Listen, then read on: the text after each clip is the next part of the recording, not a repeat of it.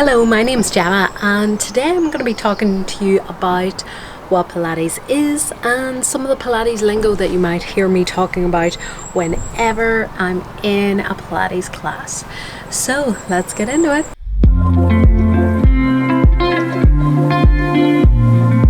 So first and foremost, what is Pilates? So Pilates is a form of movement. It is focused mainly on mind-body connection, and it was made up by Joseph Pilates about 100 years ago, although some of the movements do look familiar, like some of them might be familiar from yoga. What sets it apart is its foundation in principles. So those principles set it apart from most other movement patterns because we have six different principles that kind of guide everything that we're doing, and it'll help us to focus on the level of the movement that we're doing. So if you lose one or two of the principles while you're doing a movement, bring it back and then move on from there. So that's the most important thing with this movement. One of the other things that I really enjoy about Pilates is that it's super logical. So although it was made up 100 years ago, a lot of the things that Joseph Pilates was talking about is actually backed up by science. So that's really nice. And another thing that I enjoy about Pilates is, as a teacher, it allows me to be really creative, and it's super inclusive. So no matter what you're coming to the mat with, whether it's an injury, whether it's, you're older, you're younger, it doesn't really matter. I can kind of pitch it to different people, and it allows everybody to have a bit of movement in their life. So that's really nice as well. I'm really passionate about Pilates, and I hope after this you will be too.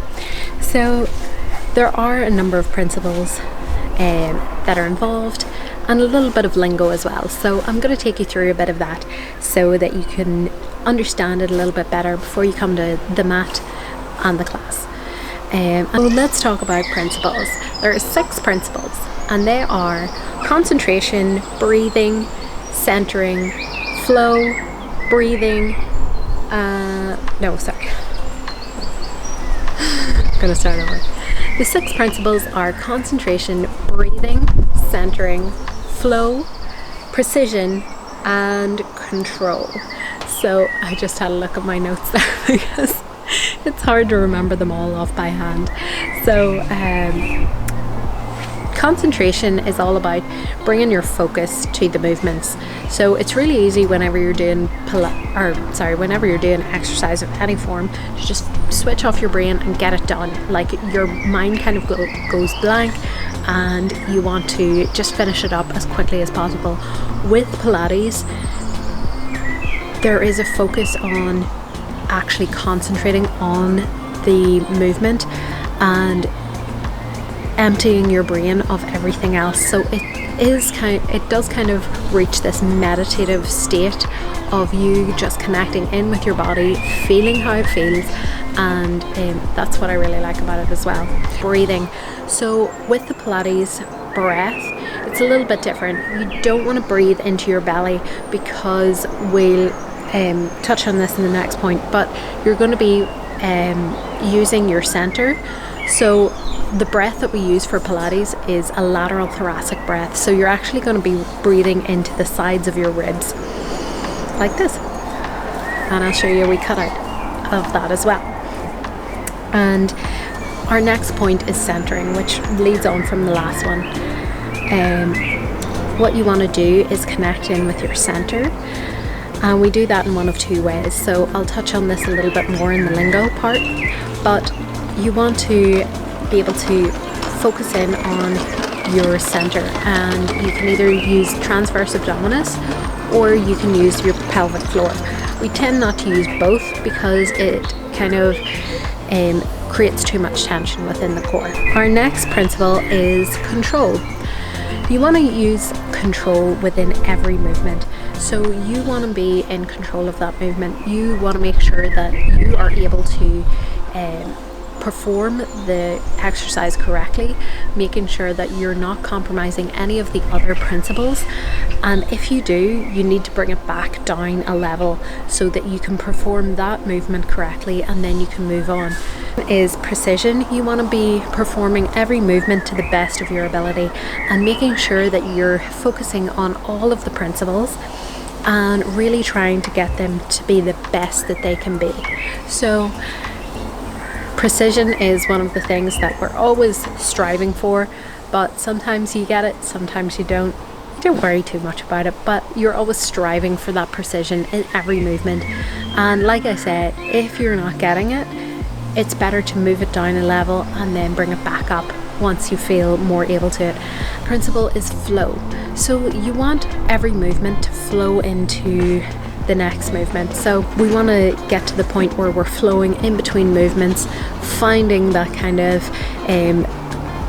link between movements as well, and just kind of getting into that state of flow where your mind, body are connected, everything's working together, and it's kind of like a symphony. Everything's kind of working, everything's moving, and it's all looking. Some of the lingo that you might hear whenever you're on the Pilates mat is neutral or training position. So I'm kind of moving away from talking about neutral, kind of moving into talking about training position, because everybody's neutral is going to look a little bit different. So you just kind of find your neutral for that day, and I'll insert a little clip of me finding my neutral in different positions. So we have 3 to 4 different positions. So I haven't put in side lying, but you'll be able to find the teacher will kind of guide you through the side lying positions anyways. But you want to find a good pelvic neutral, or that kind of best place for your pelvis to work optimally, and that's kind of what we're aiming for whenever we're doing our setup, whenever we're doing our preparation phase, and we're always trying to bring ourselves back to that neutral, because it's the best way to get your core muscles to engage, and that's what we're always looking for. We're always looking for your muscles to work optimally. Our next bit of lingo is TVA, or transverse abdominis. Your transverse abdominis goes front to back. It's kind of like a corset, and it just kind of holds you in. It's the deepest muscle in your core. Our next bit of lingo is pelvic floor. So that's the kind of bottom of your core.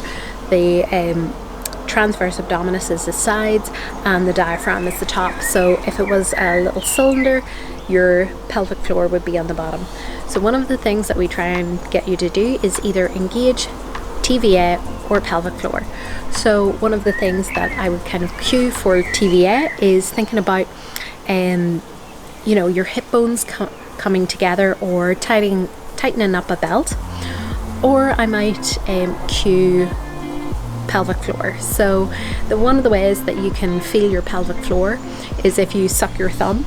I'm not going to do it, but if you take a little time to suck your thumb, and then you can feel that kind of lift. So that's kind of what we're looking for, but it's not quite as intense as that. We want to use about 30%. So when it comes to Pilates and injuries, one of the things that I will say is I'm not a physiotherapist, and it is a form of movement that can support your everyday movements, and it is really good for people with back injuries, and it's really good for all different kinds of problems with the body. But one thing that I will say is that you need to go to your healthcare provider first, and then liaise with your Pilates teacher. If you're doing one-to-ones, it is almost better because they're able to come up with a plan for you, and they'll be able to tailor it for you. In a group setting, it's a little bit more difficult. Always try and talk to your teacher about any issues that you might have with your body, so that they can modify throughout the class. Okay, I hope you find this helpful. My name's Gemma. Hopefully you subscribe below, and I'll see you in the next one. Bye.